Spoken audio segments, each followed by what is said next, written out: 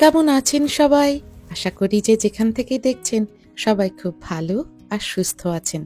আমি ক্যামেলিয়া, লন্ডনে বাঙালির জীবনে আপনাদের স্বাগত জানিয়ে শুরু করছি আরও একটা নতুন এপিসোড। আজ সোমবার, এখন বিকেল 2:30 মতো। লিয়ানাকে নার্সারি থেকে তুলে নিয়ে বাড়ি যাচ্ছি। অক্টোবর মাসে লন্ডনে এখন বেশ ঠান্ডা পড়ে গেছে। তাপমাত্রা 9-10 ডিগ্রি মতো হবে। বাইরে বেরোলেই চারিদিকে এখন শুধু শরতের রং। কোনো গাছের পাতা খয়েরি, কোনোটা হলুদ, আবার কোনোটা লাল হয়ে ঝরে পড়ছে। এই সময়টা আমার খুব প্রিয় একটা সময়, জানেন। ঠান্ডা হাওয়া, নরম রোদ। যদিও আজ রোদ ওঠেনি, তবে যেদিন রোদ ওঠে রোদটা ভীষণ মিষ্টি হয়। আর এইরকম সুন্দর রঙিন গাছপালাগুলো দেখতে এত সুন্দর লাগে। তবে এই সময় যেদিন একটু বৃষ্টি হয় সেই দিন কিন্তু হাঁটা চলাটা একটু সাবধানে করতে হয়। পাতাগুলো মাটিতে পড়েই পচতে শুরু করে, আর পচা পাতায় পা পড়লেই কিন্তু পা পিছলে যায়। 2 দিন হলো আমি পড়ে গিয়েছিলাম, জানেন। যদিও চোট বেশি লাগেনি, তবুও সাবধানতা বজায় রাখাই ভালো। চোট না লাগলেও সবার সামনে এমন বড়সড় একটা মানুষ ধুম করে গেলাম পড়ে, লজ্জায় মাথা কাটা যাচ্ছিল, জানেন। তবে এখন ভাবলেই হাসি পাচ্ছে। লিয়ানাকে সবসময় সাবধানে হাঁটাচলা করতে বলি, আর ওকে উপদেশ দেওয়ার পরেও নিজে গেলাম পড়ে। এখন যাচ্ছি একটা ফার্মেসিতে। এই ঠান্ডা আসার সঙ্গে সঙ্গে কিন্তু সহজেই সবাই অসুস্থ হয়ে পড়ে। আর লিয়ানা যেহেতু নার্সারি যায়, সেখান থেকে ও সহজেই ঠান্ডা লাগা, জ্বর, কাশি এগুলো বাঁধিয়ে নিয়ে বাড়ি উঠে আসে। ওই যে দেখুন, গাছে কি সুন্দর একটা পাখিদের খাওয়ার ব্যবস্থা করা হয়েছে। এই সময়টা আমরা খুব চেষ্টা করি ভিটামিন সাপ্লিমেন্টটা ঠিকঠাকভাবে নেওয়ার, যাতে রোগ প্রতিরোধ ক্ষমতাটা ভালো থাকে।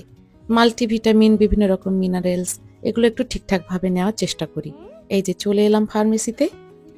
এই দেশের ফার্মেসিগুলো থেকে জ্বর, ঠান্ডা লাগা, কাশি, মাথা ধরা বা গায়ে ব্যথা, বিভিন্ন রকমের ভিটামিনস এগুলো প্রেসক্রিপশন ছাড়াই পাওয়া যায়। আমাদের ভিটামিনসগুলো আছে বাড়িতে, তবে লিয়ানারটা শেষ হতে চললো, তাই ভাবছি ওর জন্য একটা নিয়ে যাই। এই যে দেখুন, এখানে একটা ভিটামিন ডি বিক্রি হচ্ছে চকলেটের শেপে, গামি বেয়ারের শেপে। এখানে বাচ্চারা গামি বেয়ার খেতে খুব পছন্দ করে। তো ওরা কি করেছে বুদ্ধি করে, গামি বেয়ারের মধ্যে দিয়ে দিয়েছে ভিটামিন ডি। তাতে বাচ্চারা ভিটামিন না খাওয়ার জন্য ঝামেলা করবে না, আবার মধ্যেখান থেকে ওদের একটা গামি বেয়ারও খাওয়া হয়ে যাবে। তবে এই চকলেটে কিন্তু কোনো চিনি মেশানো নেই। দেখুন কেমন নিজে নিজেই খেয়ে নিল একটা ভিটামিন ডি। লিয়ানাকে বাড়িতে বোনের কাছে রেখে আমি একটা ট্যাক্সি ধরে যাচ্ছি একটা গাছের নার্সারিতে। একটা গাছ আছে, বাইরে ঠান্ডায় জুবুথুবু অবস্থা গাছটার। গাছটাকে ভেতরে না নিয়ে এলে হবে না। যাচ্ছি কিছু ইনডোরে মাটি কিনতে আর একটা টব কিনতে, আর তার জন্য আজকে আবার ট্যাক্সি করে আসতে হলো। বাসে করে এলেও হতো, তবে বাসে করে এলে এখানে যখন পৌঁছাতাম ততক্ষণে দোকানটা বন্ধ হয়ে যেত, তাই তাড়াতাড়ি করে ট্যাক্সি ধরে আবার এলাম। তাহির এখনো কাজ থেকে ফেরেনি, ওর আরো একটু সময় লাগবে। তো ও আসার আগে আমি এই দোকানটায় চলে এলাম, আর ও কাজ থেকে ফেরার পথে আমাকে আবার সঙ্গে করে বাড়ি নিয়ে যাবে। গাড়ি চালানো না জানার এই এক বড় সমস্যা। সাধারণত বাসে করেই সব জায়গায় চলে যায়। লন্ডনের বাসের ট্রান্সপোর্টেশন খুবই ভালো, বাস, ট্রেন, টিউব। কিন্তু এই যে হঠাৎ করে কোথাও যেতে হলে তখন হয় সমস্যা।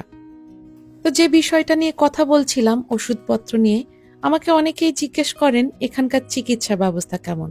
সত্যি বলতে কি, চিকিৎসা তো বিশ্বের উন্নত চিকিৎসাগুলোর মধ্যে একটি, তবে চিকিৎসা ব্যবস্থা কেমন সেই নিয়ে কিন্তু অনেক দ্বিমত আছে।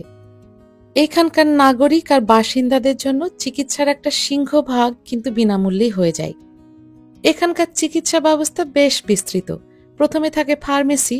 ফার্মাসিস্ট সাধারণ ওষুধপত্র সরবরাহ করেন, আবার কাউন্টার থেকেও যেগুলো প্রেসক্রিপশন ছাড়াই কেনা যায় সেগুলো ওখান থেকেই পাওয়া যায়। তারপরে আসে জিপি প্র্যাকটিস, অর্থাৎ জেনারেল প্র্যাকটিশনার ডাক্তারদের সরকারি চেম্বার। এই জিপি প্র্যাকটিসগুলো প্রতি পাড়ায় পাড়ায় একটি করে আছে। ওই ধরুন 5-7 মিনিটের হাঁটা দূরত্বের মধ্যে একটি জিপি সেন্টার পাওয়া যায়। এই জিপি সেন্টারগুলোর কাছে অ্যাপয়েন্টমেন্ট নিয়ে বিভিন্ন রকম রোগের চিকিৎসা করা হয়। আর যে রোগগুলো ইমার্জেন্সি বা হসপিটালে সার্জারি দরকার, তার জন্য তখন আসে হসপিটাল। হসপিটালে অ্যাক্সিডেন্ট, এমার্জেন্সি, বিভিন্ন সার্জারি, বড় ধরনের চিকিৎসা এগুলো করা হয়। আর এই পাড়ার চিকিৎসালয়গুলো বা জিপি সেন্টারগুলোতে আর হসপিটালে সব জায়গায় কিন্তু চিকিৎসা বিনামূল্যেই হয়ে যায়। চিকিৎসা বিনামূল্যে হলেও প্রেসক্রিপশনের ওষুধগুলো কিন্তু পয়সা দিয়েই কিনতে হয়। ওষুধের তো ভালোই দাম এখানে, তাই চিকিৎসা ব্যবস্থা যে সম্পূর্ণ বিনামূল্যে হয় এখানে সেটা বলা হয়তো ঠিক হবে না। তবে বাচ্চাদের কেয়ার কিন্তু একদম ডাক্তার দেখানো থেকে ওষুধ অবধি সবই কিন্তু বিনামূল্যে।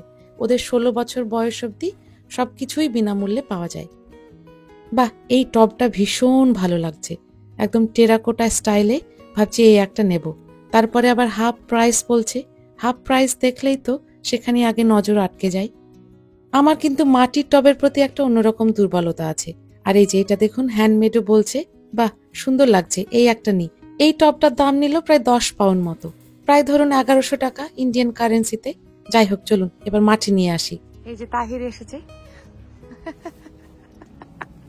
বাচ্চাদের এখানে চিকিৎসা, ওষুধ সবকিছু যেমন বিনামূল্যে পাওয়া যায়, তেমনি মহিলাদের প্রেগনেন্সি রিলেটেড যে কোনো চিকিৎসা, ওষুধ, সার্জারি, এমনকি সি সেকশনও এখানে কিন্তু বিনামূল্যেই হয়।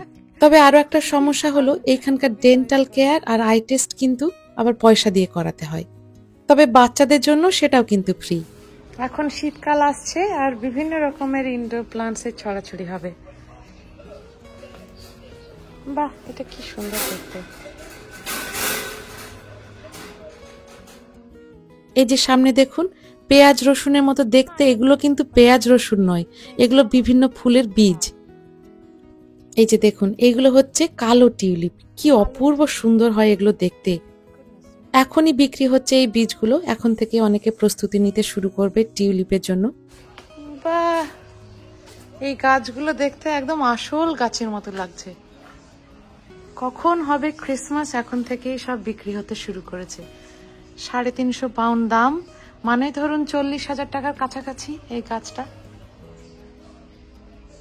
ভাবা যায় এত দাম, আর এইটার দাম বলছে 150 পাউন্ড। গাছগুলো কিন্তু একদম অরিজিনালের মতো লাগছে দেখতে। গাছগুলো দেখে অরিজিনালের মতো লাগছে। খুবই এক্সপেন্সিভ।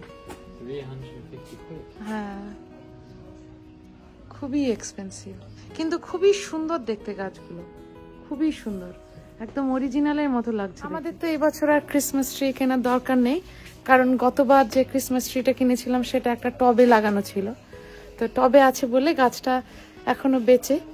এই বছর আমাদেরকে আর ক্রিসমাস ট্রি কিনতে হবে না। এই দেশের চিকিৎসা ব্যবস্থা বেশিরভাগ ক্ষেত্রে বিনামূল্যে হলেও যেটা সবচেয়ে বড় সমস্যা সেটা হলো ডাক্তারদের অ্যাপয়েন্টমেন্ট পাওয়া। মানে ওই যে লোকাল জিপি গুলো বললাম পাড়ায় পাড়ায় অবস্থিত, তাদের কাছ থেকে অ্যাপয়েন্টমেন্ট পাওয়া।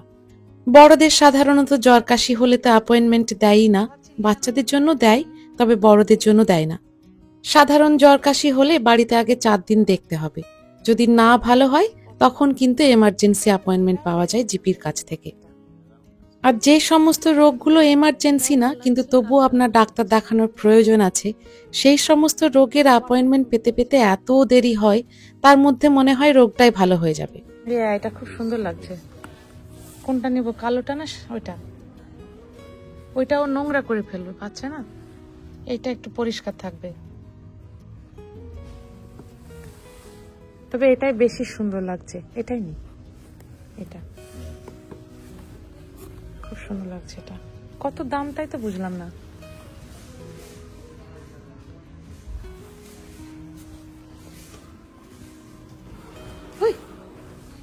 15 পাউন্ড। যেটা কিনবো বলে এসেছি সেটা না কিনে এটা ওটা কিনতে শুরু করেছি।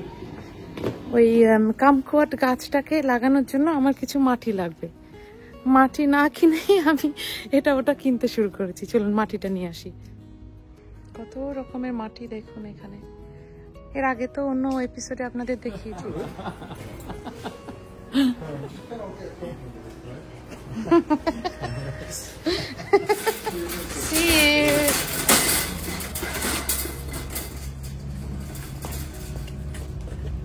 চলুন, এই যে শেষ পর্যন্ত হলো মাটিটা কেনা। ওই যে সামনে লাল ঝোপটা দেখা যাচ্ছে, ওগুলো কিন্তু ফুল নয় জানেন, ওগুলো এক ধরনের লাল রঙের বেরি। এত পরিমাণে ধরেছে দূর থেকে মনে হচ্ছে যেন লাল ফুল ফুটে আছে। এগুলো কিন্তু ফুল নয়, বেরিজ হয়েছে দেখুন। দাঁড়ান একটু কাছ থেকে দেখায়।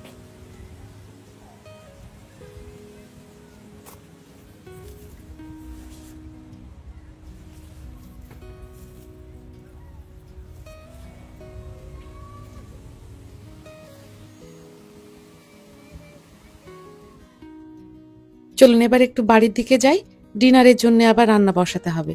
এখানে আসার জন্য আজকে আর ডিনারটা রান্না করে আসার সুযোগ পাইনি। এমন আমাদের বহুবার হয়েছে যে প্রচন্ড হয়তো মাথায় ব্যথা কি গলায় ব্যথা, টনসিল ফুলেছে, অথচ জিপির কাছে 2-3 সপ্তাহের আগে কোনো অ্যাপয়েন্টমেন্ট নেই। আবার এই সমস্ত ওষুধগুলো সবসময় যে ফার্মাসিস্ট প্রেসক্রিপশন ছাড়া দিতে পারে এমনও নয়, বেশিরভাগ ক্ষেত্রেই কিন্তু প্রেসক্রিপশন লাগে। আবার পাড়ার জিপিগুলোর কাছেও হয়তো অ্যাপয়েন্টমেন্ট 2-3 সপ্তাহের আগে নেই, তবে মাথা ব্যথা নিয়ে কি অতদিন থাকা যায় বলুন? জিপিগুলোর কাছে এমার্জেন্সি অ্যাপয়েন্টমেন্ট পাওয়া যায়, প্রতিদিন সকাল 8টায় ওরা কিছু অ্যাপয়েন্টমেন্ট ছাড়ে, আবার দুপুরে 1টায় কিছু অ্যাপয়েন্টমেন্ট ছাড়ে। তবে এই এমার্জেন্সি অ্যাপয়েন্টমেন্টগুলো কিন্তু সব ফোনের মাধ্যমে নিতে হয়। আপনি যে ওখানে চলে গিয়ে ডাক্তার দেখাবো বলে ঢুকে পড়লেন তা কিন্তু হবে না। আবার ওই এমার্জেন্সি অ্যাপয়েন্টমেন্টগুলো পাওয়ার জন্য ফোন করলেও ফোনের শোনায় লম্বা লাইন। এমার্জেন্সি অ্যাপয়েন্টমেন্টের জন্য মাত্র কটা স্পট থাকে, ফোনের লাইন পৌঁছাতেই সেই অ্যাপয়েন্টমেন্টগুলো সব ফিল আপ হয়ে যায়। বাধ্য হয়ে তখন সাধারণ একটু গলায় ব্যথা কি মাথায় ব্যথা, তার জন্য ছোট হসপিটাল। তো যাই হোক, এইখানকার নাগরিকদের জন্য এখানকার চিকিৎসা পেতে বিশেষ কোনো টাকা পয়সা হয়তো খরচ করতে হয় না, তবে চিকিৎসা পেতে ভীষণ কষ্ট হয়। প্রাইভেট চিকিৎসা নিলেও হয়, তবে প্রাইভেট চিকিৎসায় প্রচণ্ড খরচা। বেশিরভাগ সাধারণ মানুষের ক্ষেত্রে সেই খরচা বহন করা সম্ভব নয়। আমার এক বন্ধুর ফ্যামিলি এই দেশে বেড়াতে এসেছিল একটা বাচ্চা নিয়ে। বাচ্চাটা পড়ে গিয়ে বাচ্চাটার ঠোঁটের উপরটা একটু কেটে গিয়েছিল। খুব একটা বেশি কাটেনি, তবে একটা সেলাইয়ের প্রয়োজন হয়েছিল। সেই সেলাইটা দিতে গিয়ে একটা সেলাই ওদের পড়ল 5 লক্ষ টাকা। এদেশে যারা বেড়াতে আসেন তাদের সেই জন্য এখানে একটা মেডিকেল ইন্স্যুরেন্স নিয়ে আসা ভীষণ জরুরি। 5 লক্ষ টাকা দিয়ে একটা সেলাই দেওয়া প্রাইভেট হসপিটালে, ভাবা যায় বলুন তো? তো সেই রকমই তাড়াতাড়ি ট্রিটমেন্ট নেওয়ার আশায় কেউ যদি এখানে প্রাইভেট হসপিটালে যেতে চায়, তাদেরও এরকম মারাত্মক খরচা হয়। অত খরচা দিয়ে মানুষ কেউ ট্রিটমেন্ট নিতে পারে বলুন তো, সাধারণ কিছু অসুখের জন্য? হ্যাঁ, তবে সত্যি কারণের অ্যাক্সিডেন্ট বা এমার্জেন্সি এই জাতীয় কিছু হলে খুব তাড়াতাড়ি এবং খুব ভালো ট্রিটমেন্ট কিন্তু এখানে পাওয়া যায়।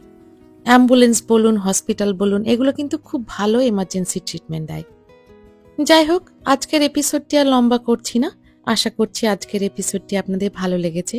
ভালো লাগলে একটা লাইক, শেয়ার আর সাবস্ক্রাইব করবেন। আপনাদের সকলের সুস্থতা কামনা করে এপিসোডটি এখানেই শেষ করছি। সবাই খুব ভালো থাকবেন, সুস্থ থাকবেন। দেখা হচ্ছে খুব শিগগিরই নতুন কোনো একটি এপিসোডে।